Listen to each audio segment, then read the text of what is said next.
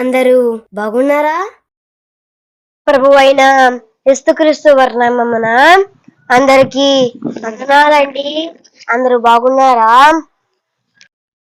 పరిశుద్ధ గ్రంథంలో నుండి నేను మీకు ఒక మాట తెలియజేస్తానండి. ఆ మాట ఏమనగా, ఆ మాట కంటే ముందు ఒక పల్లవి పాడుకుందామండి.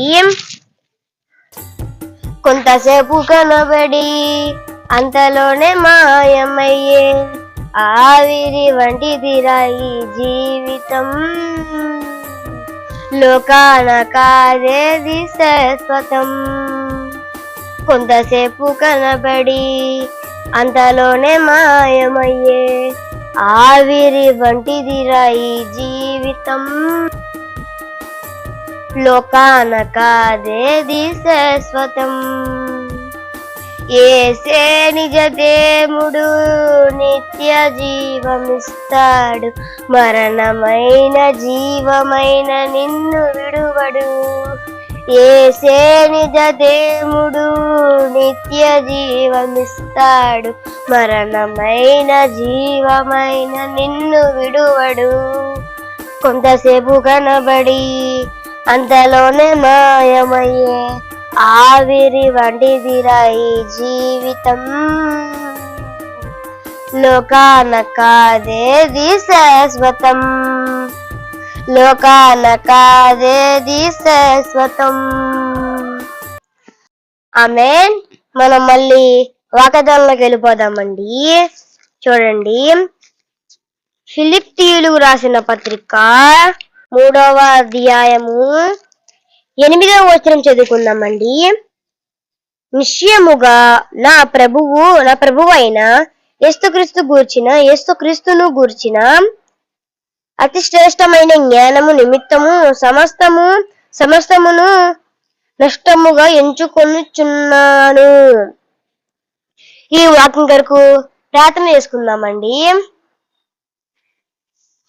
పరిశుద్ధ మా తండ్రి, ప్రేమ నమ్మకం కలిగిన మా దేవా, మీ ఘనమైన శ్రేష్టమైన నామం ప్రభువా, మీకే వందనం చెల్లించుకున్నాం ప్రభువా. ఇది ప్రభా ఈ వాక్యం చెప్పడం ప్రభువా, మీరే నాకు మంచి సహాయాన్ని దేశమని దీవించమని, ప్రతి ఒక్కరి ప్రభావ ఈ వాక్యం వినటకు ప్రభువా మీ సహాయం చేయండి. ప్రతి ఒక్కరి ఈ వాక్యం ఉంది, ఈ వాక్యం ప్రభావం నేర్చుకుని ప్రభావ ఈ వాక్యం లోపలకు సహాయం తెచ్చమని, ప్రతి ఒక్కరికి ఈ వాక్యం అందరూ మీ సహాయం తెచ్చమని, ఎవరి ప్రభు మా రక్షకుడైన మా ప్రభు యేసుక్రీస్తు వారి దివ్యమైన శ్రేష్టమైన నామములోనే ప్రార్థన చేయుచున్నాము తండ్రి. ఆమేన్, ఆమేన్. చూడండి, ఇక్కడ 3 మాటలు ఉన్నాయండి. ఆ 3 మాటలు మీకు తెలియజేస్తాను. చూడండి, ఒకటో మాట ఏంటంటే క్రీస్తే లాభం. ఒకటో మాట ఏంటి? క్రీస్తే లాభం. రెండో మాట ఏంటంటే లోకమంతా వ్యర్థం. మూడో మాట ఏంటంటే యేసు కొరకు వదులుట మంచిది. మూడో మాట ఏంటండి? యేసు కొరకు వదులుట మంచిది. చూడండి, ఇక్కడ మనం ఒకటో మాట వెళ్ళిపోతామండి. అయితే చూడండి, ఒకటో మాట ఏంటండి? క్రీస్తే లాభము. క్రీస్తే లాభం. చూడండి, ఒకటో మాటలో మనం నేర్చుకోవాల్సిందంటే క్రీస్తే మనకి లాభమైనడు ఏంటండి? నీవు గనక దేవుని దగ్గరికి వెళ్తే, నీవు గనక దేవుణ్ణి స్తుతిస్తే, నీవు గనక ఇష్టపడితే వెళ్ళకుంటావండి. అందుకే లాభకరమైతే లేదు తప్ప నీకు ఎప్పుడు నష్టకరం అవ్వదు. గుర్తుంచుకోండి, మనం ఎప్పుడైనా దేవుడికి ఆరాధన చేస్తున్నాము అంటే, దేవుడికి ఇష్టముగా స్తుతిస్తున్నాము అంటే అది ఎప్పటికీ మనకి నష్టం అవ్వదండి. ఎప్పటికీ మంచి కార్యం అయింది తప్ప దేవుడు ఎప్పుడైనా నష్టకరం అవ్వదు. జ్ఞాపకం చేసుకుని పిల్లలారా, చూడండి, మనం ఎప్పుడైతే మంచి కార్యాలు చేస్తామో, ఎప్పుడైతే దేవుని ఆరాధన చేయడం ఇష్టపడతామో, అది ఎప్పటికీ మనకి లాభకారం తప్ప ఎప్పుడు మనకి చెడుకారం అవ్వదు. మనం ఆలోచించుకోవాలి. చూడండి, ఇక్కడ ఆలోచించుకోవాల్సింది ఏంటంటే, నువ్వు దేవుని ఇష్టపడుతున్నావా, నువ్వు దేవుని శిస్తున్నావా, నువ్వు దేవుణ్ణి ఆరాధన చేయడానికి కనుక నువ్వు ఇష్టపడితే కనుక అది ఎప్పుడు నీకు ప్రీతికరమైంది తప్ప ఎప్పుడు నీకు అది లాభకరమైంది తప్ప నీకు ఎప్పుడు అది చెడుకరం. మనం ఆలోచించుకోండి, నువ్వు దేవుని ఇష్టపడి దేవుని ఆరాధిస్తే నీకు అది నీకు ఎలా అయిందంటే అది నీకు లాభకరమైద్ది.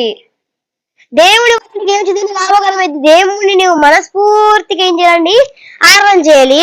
దేవుణ్ణి మొదలుగా ఆరాధన చేస్తే గనక నువ్వు ఎలాగుంటావండి? నీకు లాభకరమైంది. నీ జీవితం అంటే ఎలా ఉండిద్ది? నీ జీవితం అంటే దేవుల్లో ఉండబడిద్ది. నీ హృదయం మార్చబడిద్ది, నీవు మార్చబడతావు, నీ కుటుంబం బాగుపడిద్ది, నీతో పాటు నీతో తిరిగే వాళ్ళందరూ కూడా బాగుపడతారండి.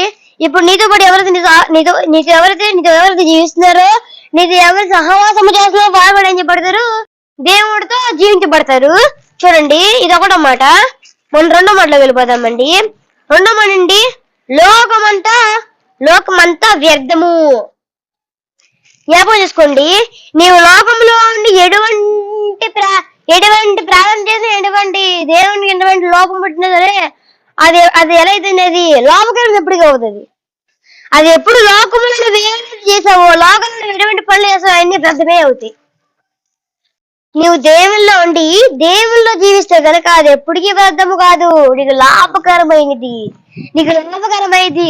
అది నువ్వు కనుక పాపంలో ఉండి ఆ లోకంలో ఉండి లోక భాషలో అర్థమవుతాయి కనుక అది ఎప్పటికీ వ్యర్థమైద్ది.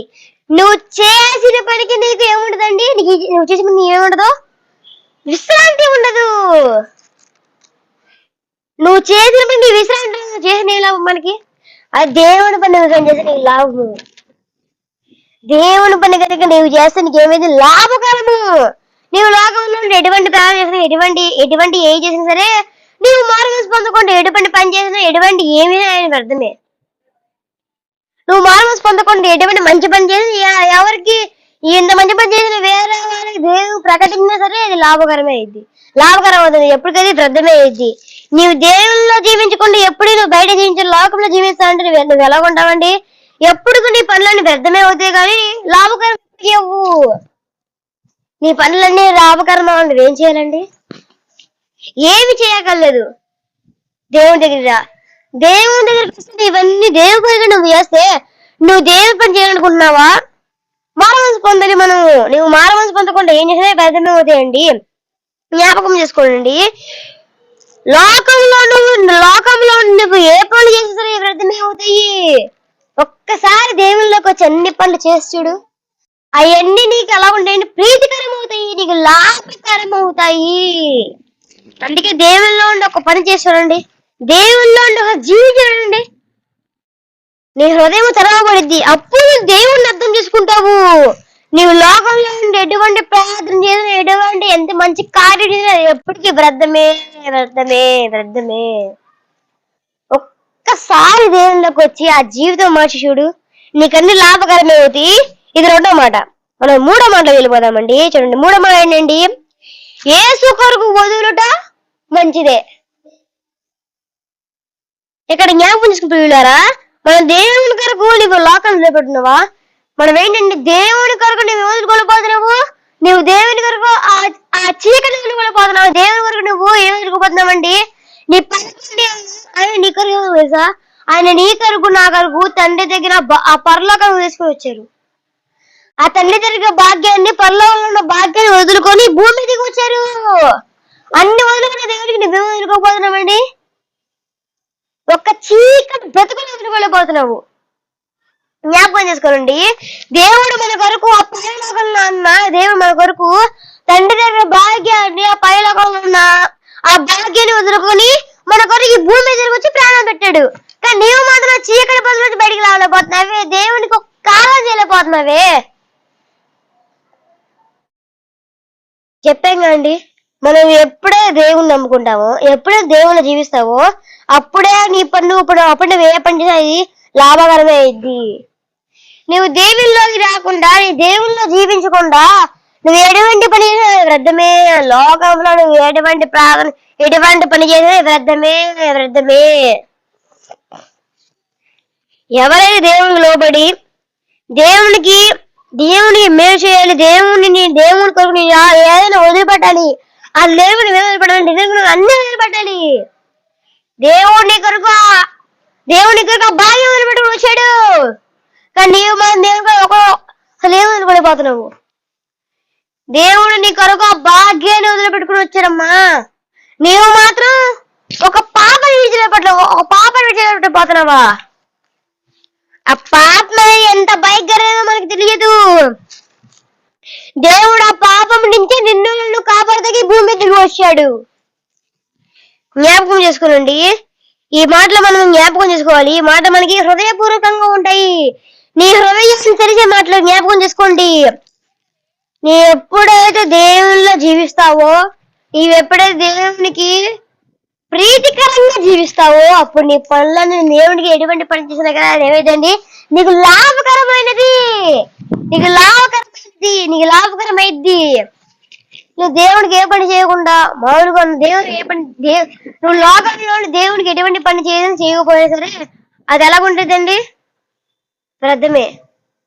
అందుకే మనం ఏం చేయాలి? దేవుని నమ్ముకోవాలి. దేవునిలోకి వచ్చి ఒక్క పని చేసినా అది ఎప్పటికైతే అది ఎప్పుడు నీకు లాభకరమే అయ్యిద్ది. నువ్వు దేవుడికి కనుక ఏం చేయకపోతే కనుక అది ఎలా అయ్యిద్దండి? ఎప్పుడు నువ్వు లోకంలో దేవుడికి ఎటువంటి పని చేసినా అది వ్యర్థమే. ఒక్కసారి దేవుళ్ళకి వచ్చి ఒక్క ప్రార్థన చేసుడు, నీకు లాభకరమైనది. ఇది ఇక్కడ మాట. దేవుడు ఈ మాటలు దీవించును గాక. ఆమేన్. అందరి కొరకు ప్రార్థన చేసుకుందామండి.